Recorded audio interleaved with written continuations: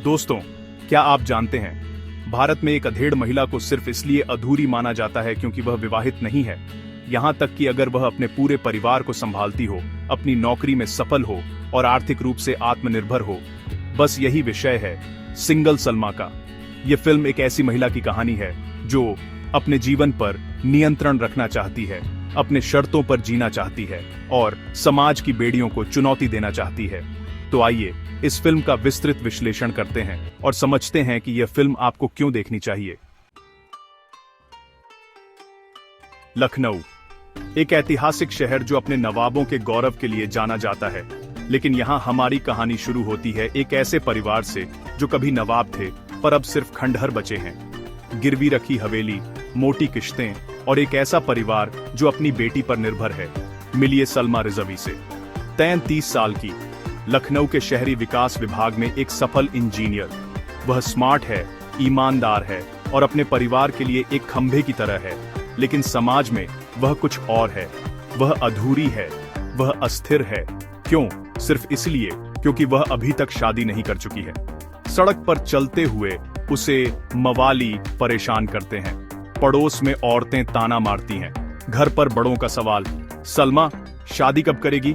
तुम हमारे परिवार को शर्मिंदा कर रही हो। आखिरकार सलमा की माता की जिद हार जाती है। वह शादी करने के लिए राजी हो जाती है। 1 दर्जन से ज्यादा योग्य दूल्हे बिना किसी हिचक के आते हैं। सब कुछ बदसूरत, बूढ़ा या सेकंड हैंड। फिर एक दिन आता है सिकंदर खान, 40 साल का, कपड़ों की दुकान का मालिक, लेकिन ईमानदार और दिल से अच्छा। सिकंदर सलमा को देखते ही उस पर मोहित हो जाता है। वह स्वीकार करता है कि वह उसके लीग से बाहर है, लेकिन उसे सलमा की ईमानदारी भा गई है। सलमा को भी सिकंदर की सरलता और समर्पण पसंद आ गया। शादी तय हो गई, सब कुछ सही लग रहा है। लेकिन तभी एक काम की बात आ गई जो सब कुछ बदल देने वाली है। सलमा को शादी से कुछ दिन पहले ही एक अवसर मिलता है अपने विभाग के साथ लंदन जाने का। स्मार्ट सिटी कॉन्क्लेव में भारत का प्रतिनिधित्व करना। सिकंदर राजी हो जाता है। आखिरकार यह सिर्फ 2 महीने की बात है, लेकिन लंदन सिर्फ एक शहर नहीं है, यह सलमा के जीवन का एक मोड़ बिंदु है। वहां वह एक आदमी से मिलती है, मीट सिंह, एक आकर्षक आधुनिक सोच वाला लंदन के शहर योजना विभाग का प्रमुख। वह खुली मानसिकता रखता है, वह खुले संबंधों में विश्वास करता है और उसके अपने जीवन का एक अलग ही दर्शन है। सलमा पहली बार अपने से बिल्कुल अलग किसी से मिलती है।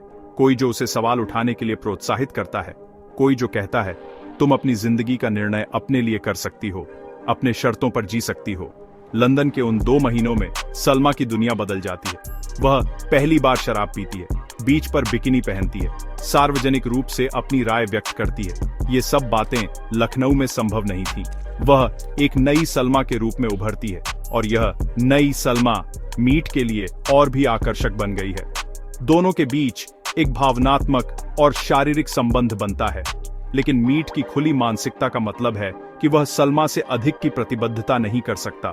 सलमा को हालांकि वह गहरा संबंध चाहिए, पर तभी कुछ होता है जो सब कुछ उलट देता है।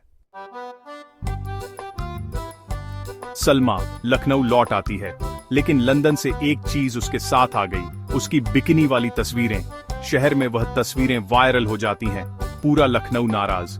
देख लो, ये तो और भी बदतर है। एक मुस्लिम बेटी विदेश में बिकिनी पहन रही है। सब ओर से आलोचना होती है। परिवार के लोग पीठ फेर लेते हैं। सलमा एकल हो जाती है, लेकिन एक आदमी है जो उसके साथ खड़ा हो जाता है। सिकंदर, जो आधा सदी तक बंद मन से पाला पोसा गया था, वह सलमा के लिए सबसे अधिक प्रगतिशील साबित होता है।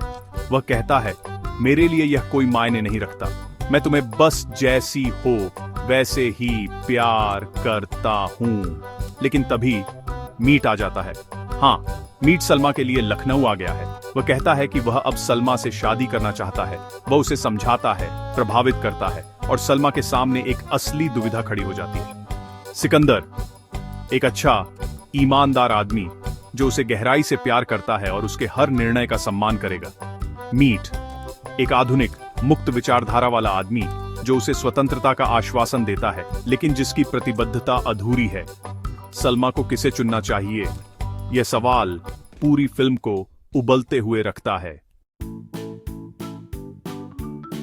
लेकिन सिंगल सलमा सिर्फ एक प्रेम त्रिकोण की कहानी नहीं है। ये कहीं गहरी है। ये फिल्म एक महत्वपूर्ण सवाल उठाती है, क्या एक महिला का पूर्ण जीवन सिर्फ विवाह से परिभाषित होता है?